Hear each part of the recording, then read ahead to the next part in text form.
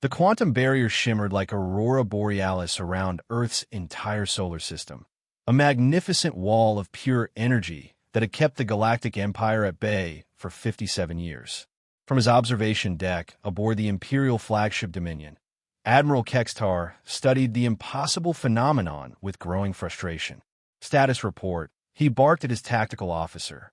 The barrier remains impenetrable, Admiral.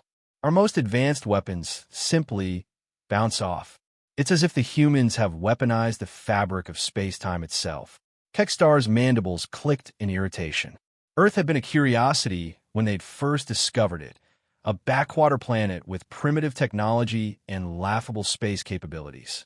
But the moment the Empire had announced their intention to integrate humanity into their galactic civilization, the humans had done the impossible.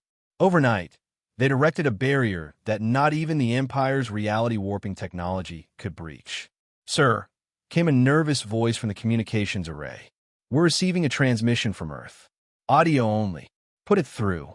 A distinctly human voice filled the bridge, casual and almost amused. "Hey there, Galactic Empire folks. This is President Martinez speaking. Just a friendly reminder that Earth is currently closed for business. Thanks for understanding, and have a great millennium."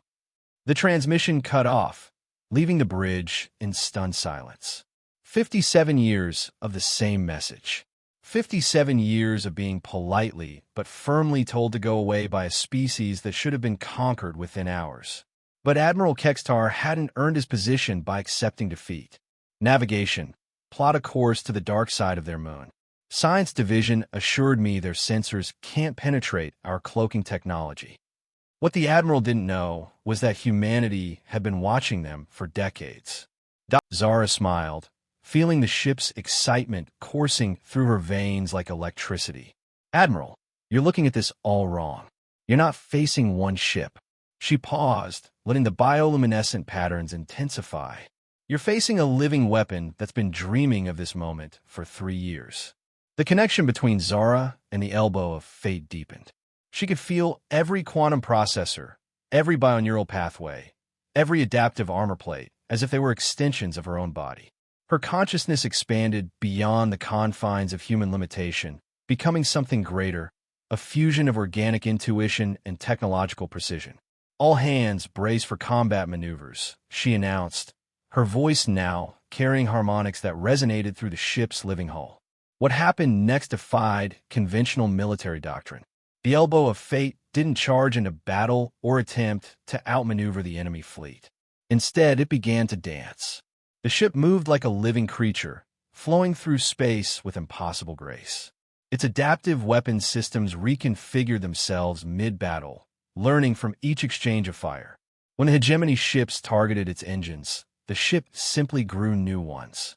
When they aimed for its weapons, it sprouted additional turrets from its sides like flowering buds.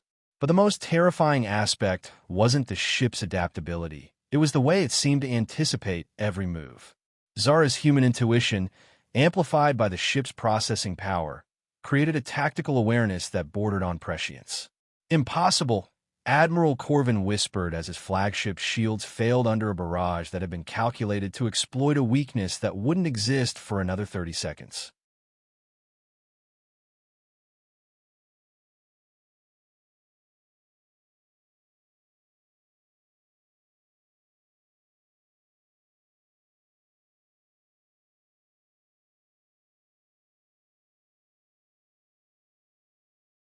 His communications officer's voice was barely a whisper. "Sir, new message from Earth. This is President Martinez again. Consider this your only warning. Some doors should stay closed. Trust us on this one." Admiral Kextar stared at the barrier for a long moment, then quietly ordered the fleet to withdraw.